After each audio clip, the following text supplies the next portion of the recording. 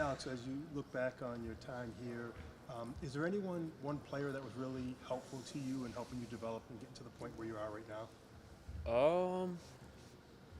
Man, there's a lot of players. I feel like there's a lot of players. I think Andre Jackson always sticks out to me. Just I came in as a redshirt halfway through the year. Obviously, I wasn't the most outgoing. I was a very quiet kid, and definitely just to myself a lot. And my first couple days, Andre sat down with me in the middle of the season, too, busy schedule, 2 hours, just talked to me, really opened up about his experience, about what I want to, and he really welcomed me with open arms. So I think just for him to allow me just to feel welcomed here and slowly become myself more, I think he's definitely at the top of that list. And what was it at that particular time? Was it just your age and just being in a new environment that kind of put you sort of in a little bubble? Yeah, I think it's a new environment. I mean, always as a high school kid, you just naturally get nervous heading into the college landscape. Just everyone hears about college, even just besides being an athlete, just even as a just entering college for the first time, you always get nervous. And then on top of that, just being a basketball player here too, I think just those nerves kicked in and made me not who I was at first when I first came here. I think you lead the Big East in minutes played, at least overall, fourth in conference games. I mean, I'm sure you'd play full 40 if you could, if you want to play, but would you like to maybe get a little more of a break here and there? Nah, No? I'm good. I'll play 40 if I can. I'm cool. I love playing as much basketball as I can, but in practice too, the coaches, they do a great job of managing my reps, and I pretty much live in the training room too, so just making sure I stay healthy. So there's a good balance between the games and practices and training room that I have and that the coaches have for me. So I'm okay with that. I'm okay. Along those lines, how do you manage these quote-unquote dog days, the last month, last couple of weeks before the end of the regular season? Yeah. How have you learned to manage it over the last 4.5, 5 years? I think for my body or like as a team. Body, mind, be as productive and as successful as you can be on the court. Yeah, I think for my body at least, I've always been the type of person just to be efficient with everything. I'm always efficient with my time, schedule. I'm pretty consistent with what I do on a daily basis. I'll shoot at the same time typically, so I think I've developed that habit ever since my freshman year. Just like that comes with work ethic too, and then I think for a team standpoint, it's just realizing that we have a championship that we're chasing for, and certain teams could tap out at this point of the year, but we have so much to play for, and that every game matters to where there shouldn't really be any fatigue at this point of the season, especially getting closer to trophy times. Yep, Alex, Sean Miller, the coach at Texas, after the game when you guys played this year, he had a lot of great things to say about you. He basically said that you probably were one of the most important pieces to UConn having that run. How does it feel? How do you feel about hearing something like that from a coach? I think it's a great honor. It's a blessing. Just obviously, Coach Miller, I have so much respect for playing him a bunch throughout my career, and all these other Big East coaches too. I have a tremendous amount of respect for them. I've always been huge fans too, as I've been a big college basketball fan growing up pretty much my entire life. So I've watched all these coaches coach and all their teams play before I even played college. So just hearing it from them, it's an honor, it's a blessing, and I'm just glad that my game is being recognized by those great coaches. Alex, Solo's coming off a really big week and last few weeks left of the regular season. How important is it for him to just step up and be the solo ball that he is?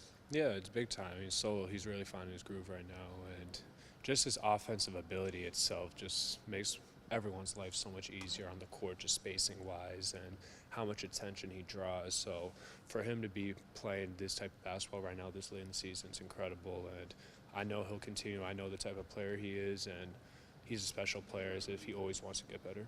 Is it starting to feel like the long journey is getting close to the end here? I mean, is that in your mind at all? Or?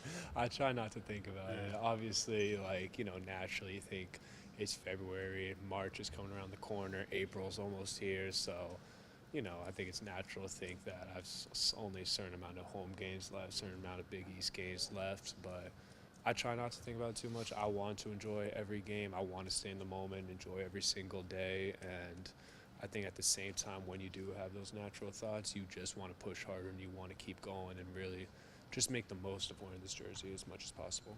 Alex, did you ever think that when you came in here that you would be standing on the mountain here at UConn as the all-time winningest player? No, definitely not. I was more concerned of whether I was going to play or not my freshman year. Like, I didn't even know that, and to be at the top of such a historic program and wins, obviously, I mean, first it comes with the teammates and the coaches. Like, I don't have Adama Sanogo. I probably don't get as many wins as I normally do, or Klingon or Castle, like all those guys too. So they made this the top. They made going to the top as much as I did too. So, but no, I did not think I would, especially when I first committed here.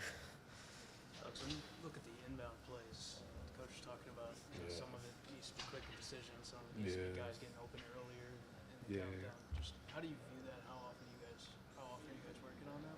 Yeah, we work on it every single day. I mean, we work on press breakers. We work on handling against pressure when we go live against each other. So we work on that every single day.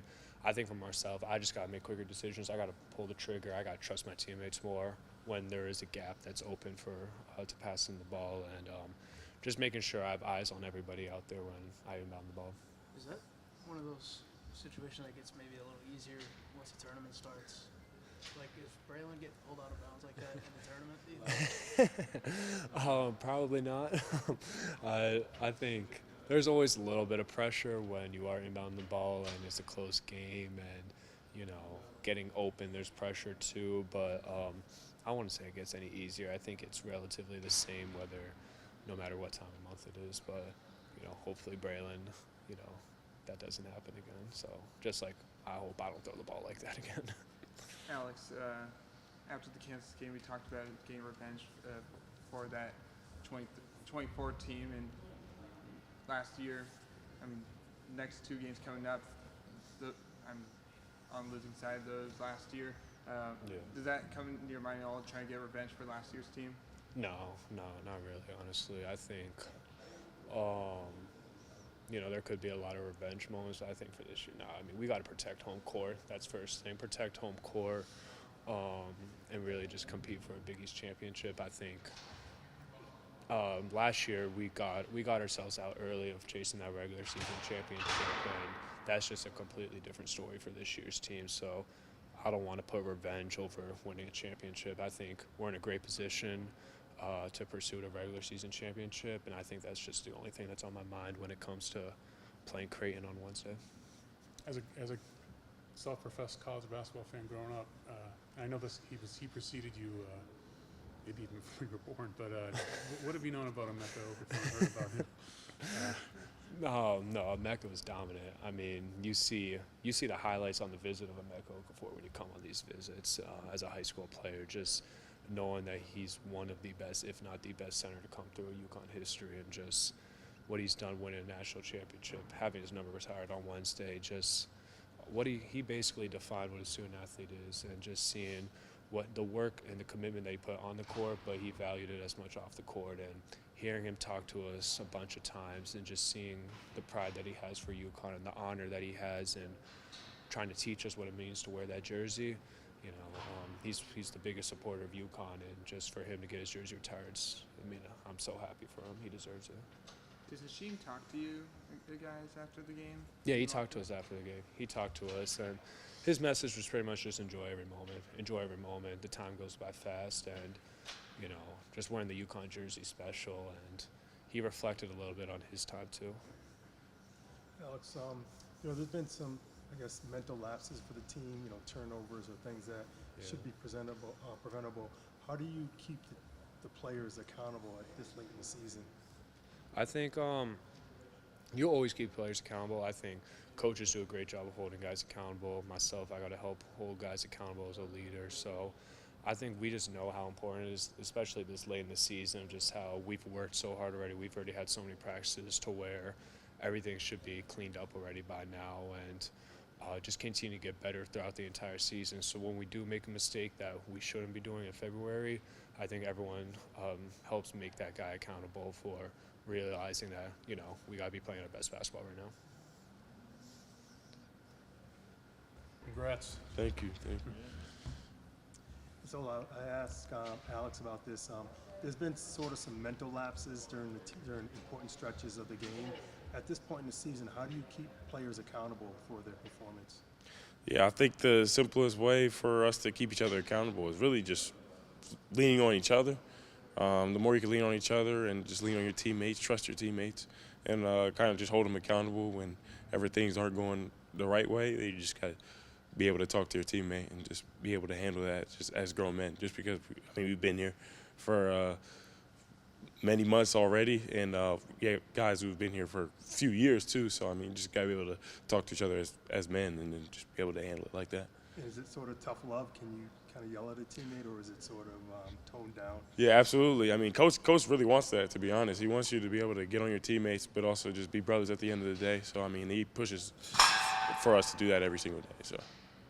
So you're playing about 30 minutes a game, a little more than that. Is that about where you'd like to be, or maybe even more? But obviously the bench has struggled a little bit lately. Is it incumbent upon them to play a little better so you guys and Alex can get a little more of a breather at times?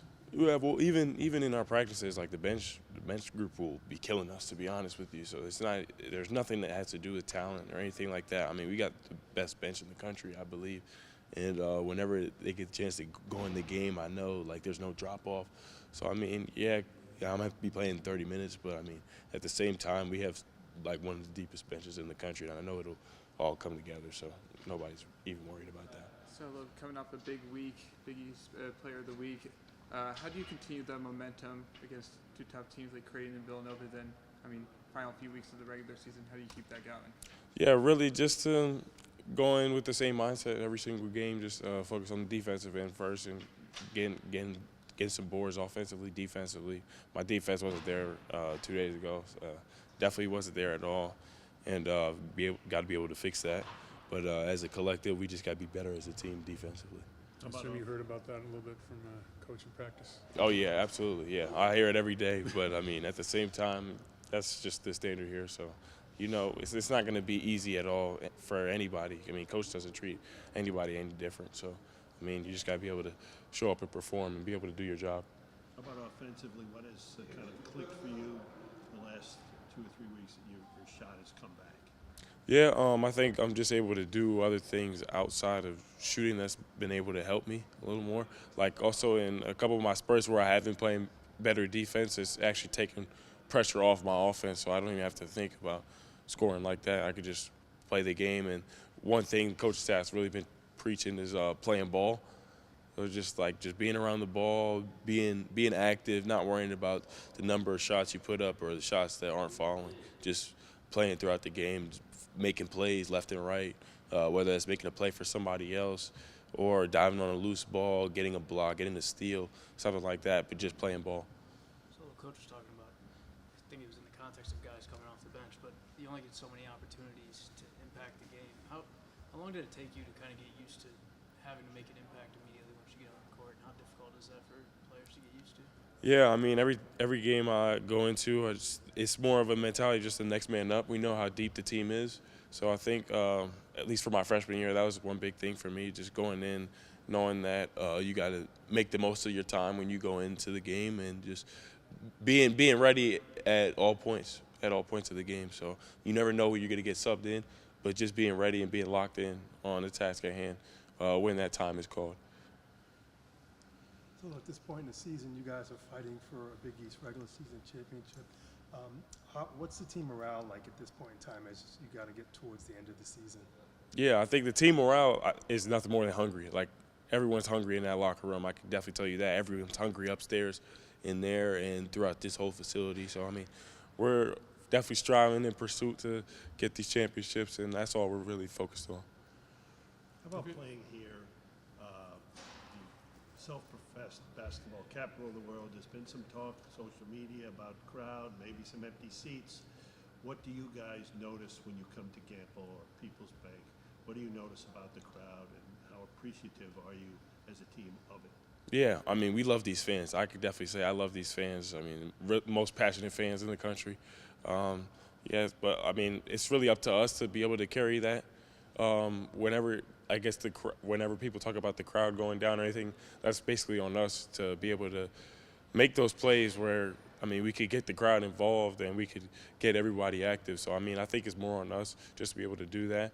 But, I mean, as much as these people have given us through all the work we've put in, I mean, it's definitely just a token to how much they really care about us here. So, I mean, I think that's the way we got to think about it. And the more plays that we give throughout the game that just bring more energy, I think that'll solve that problem. But, I mean, I don't really pay attention to that anyway, so. Have you had a chance to, I think Emeka Okafor has talked to the team a few times over the last few years. Have you had a chance to hear from him and talk to him at all and get to know him? Not quite. He's definitely showed up to a couple games. He's just insightful, man. He just knows a lot. He's been through a lot, playing for Coach Calhoun as well. So, I mean, whenever you can hear that from that side and from one of the greatest coaches ever, I mean, there's always something you can learn. You could just be a sponge. So, I mean, whenever we have alums or anybody like that walk in our locker room and talk to us, you just got to treat them with the utmost respect. What was it like to have Hashim around on Saturday?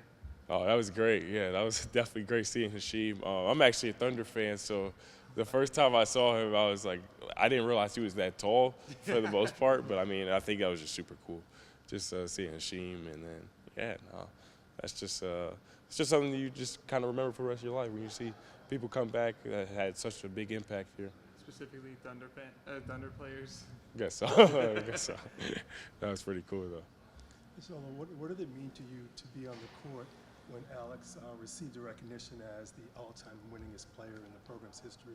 Yeah, that's something that you don't hear of in any school that you really go to. I actually got to hear that last year when Samson got the same recognition, but being a part of it again with AK was just great. Just knowing that I've been in the locker room with both of those guys, but also just like, I mean, AK, I'm with him every single day. It's been for the past 3 years, he's been my locker mate, like right next to me in the locker room. So, I mean, we've built that bond, and I mean, we're just continuously growing every single day. So. Thank you, Dan. Cool. All good? All good. All right. Thank you.